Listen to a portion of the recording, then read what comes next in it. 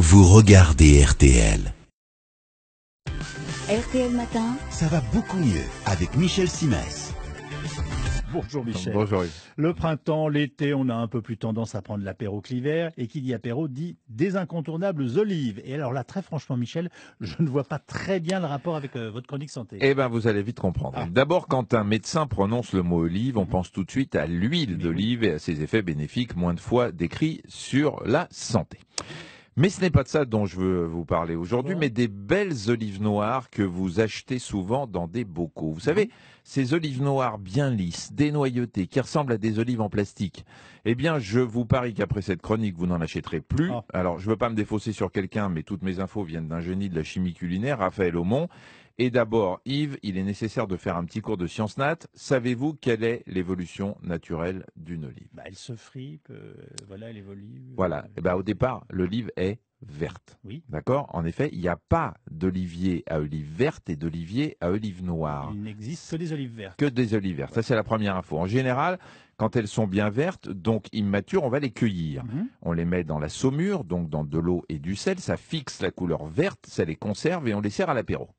En mûrissant, l'olive devient rouge, puis noire. Eh ben oui, une olive noire, c'est une vieille olive verte. Alors, je vous passe les détails de J'en toutes ai les... connu des olives noires. Je vous passe les détails de toutes les réactions chimiques qui se passent dans l'olive et qui changent de couleur, mais sachez que ça prend plusieurs mois. Alors, je ne suis pas chimiste, mais l'olive, c'est un peu comme un être humain. Quand ça vieillit, notre peau se déshydrate, les rides apparaissent.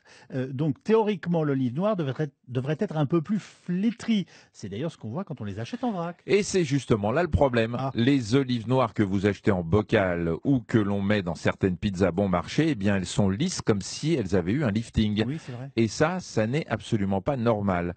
Pour aller plus vite et transformer des olives vertes en olives noires qui ressemblent à du plastique et qui en ont le goût, on les met, accrochez-vous, dans la soude ou de la potasse, ça tue les germes et ça détruit la molécule responsable de l'amertume.